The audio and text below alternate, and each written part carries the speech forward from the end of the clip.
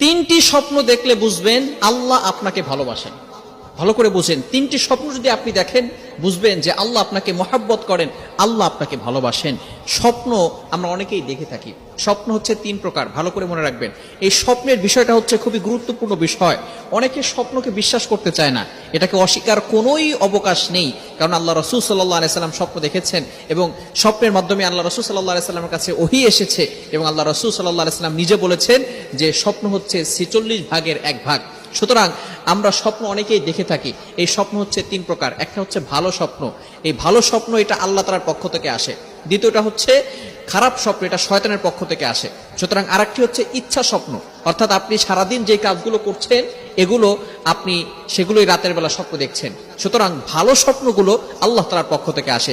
তিনটি স্বপ্ন যদি আপনি দেখেন মনে করবেন যে আল্লাহ আপনাকে ভালোবাসে। এক নম্বর স্বপ্ন হচ্ছে আপনি যদি দেখেন স্বপ্নে আপনি কোরআন পড়তেছেন, ভালো করে বুঝেন, আপনি কোরআন তেলাওয়াত করছেন, তাহলে মনে করবেন যে আল্লাহ পাক রব্বুল আলামিন আপনাকে ভালোবাসেন। আল্লাহ পাক রব্বুল আলামিন আপনার স্ট্যাটাস, আপনার মর্যাদা আরো হাই লেভেলের করে দিবেন। আল্লাহ তাআলা আপনার উপর রহমত নাজিল করবেন।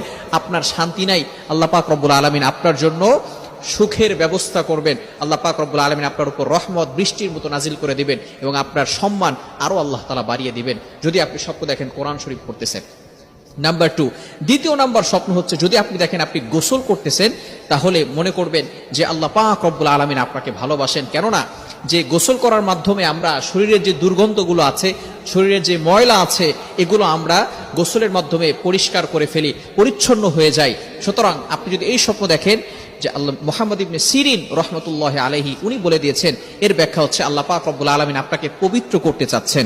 অর্থাৎ আল্লাহ পাক রব্বুল আলামিন আপনাকে আপনার ভিতরে যে গুনাহগুলো আছে এগুলো আল্লাহ পাক রব্বুল আলামিন পবিত্র করবেন।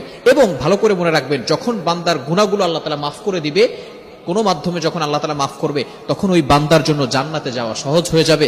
আর আল্লাহ তাআলা যাকে ভালোবাসবেন আল্লাহ পাক রব্বুল আলামিন তাকে কিয়ামতের ময়দানে বলবেন, উইল গো টু প্যারাডাইস, তুমি জান্নাতে চলে যাও। ওই দিন আল্লাহ পাক রব্বুল আলামিন তাকে জাহান্নাম নয় জান্নাতে দিয়ে দিবেন।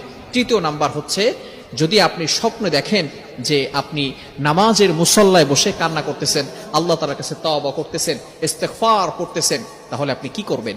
এই ক্ষেত্রে আপনার ব্যাখ্যাটা হচ্ছে যে অবশ্যই আল্লাহ তাআলা আপনাকে ভালোবাসেন এবং আল্লাহ পাক রব্বুল আলামিন আপনি যেই বিষয় নিয়ে কান্নাকাটি করতেছেন, আল্লাহ পাক রব্বুল আলামিন আপনার যে চাওয়াগুলো আছে, আকাঙ্ক্ষাগুলো আছে, আল্লাহ পাক রব্বুল আলামিন সেগুলো কবুল করবেন, আপনার গুনাহ খাতা মাফ করে দিবেন এবং আপনার জন্য জান্নাতে যাওয়ার পথ সহজ করে দিবেন।